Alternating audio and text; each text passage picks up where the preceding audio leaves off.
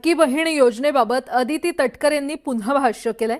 September 2025 पासून सुरू असलेल्या ई-केवायसी प्रक्रियेला मुदतवाढ देण्यात आली आहे। अनेक महिलांना केवायसी करताना अडचणी आल्यामुळे त्यांच्या तक्रारी लक्षात घेऊन हा निर्णय घेतल्याचं मंत्री अदिती तटकरे यांनी सांगितलं। ची सुरुवात ई-केवायसीच्या प्रक्रियेची सुरुवात ही सप्टेंबर 2025 पासून झाली। पहिली मुदत ही नोव्हेंबर पर्यंत दिली होती। त्याच्यानंतर 31 डिसेंबर पर्यंत त्या मुदतीमध्ये वाढ करण्यात आली। त्याच्यानंतर 31 मार्च पर्यंत आणि आता एप्रिल 30 तारखेपर्यंत त्या मुदतीत वाढ करण्यात आलेली आहे। अनेक महिला ज्या आहेत ज्यांनी ई-केवायसीच्या प्रक्रियेमध्ये त्यांना ती प्रक्रिया पूर्ण झाल्यानंतर किंवा करत असताना काही ज्या अडचणी येत होत्या त्या संदर्भामध्ये त्यांनी आमच्याकडे काही सूचना आणि तक्रारी दिल्या। त्यानुसार ही मुदतवाढ ही देण्यात आलेली आहे।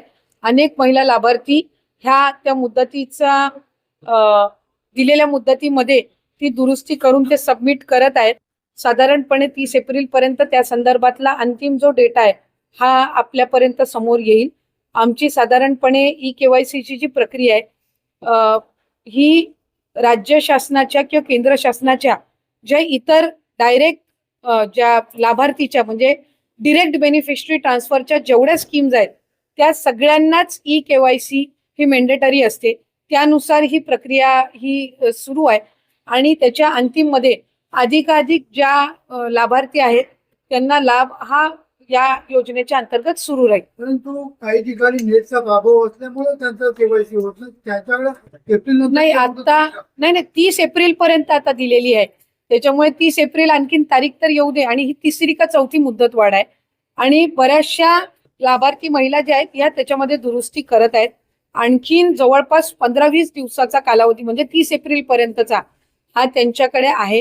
त्याच्यामुळे त्याच्यामध्ये त्या ई-केवायसीच्या याच्यामध्ये त्यांनी चुकीचे ऑप्शन काही निवडून त्यांना लाभ जर बंद झाला असेल तर ती दुरुस्त त्यांना करता येत असतं आणि आम्ही त्याच्यामध्ये आणखीन पोर्टल स्वतंत्र उपलब्ध करून दिलेला आहे। त्या पोर्टलचा जर त्यांनी वापर केला तर मला खात्री आहे की बऱ्यापैकी सुरळीत केलेली ही प्रक्रिया ही विभागाच्या माध्यमातून लाभार्थ्यांसाठी उपलब्ध करण्यात आलेली आहे।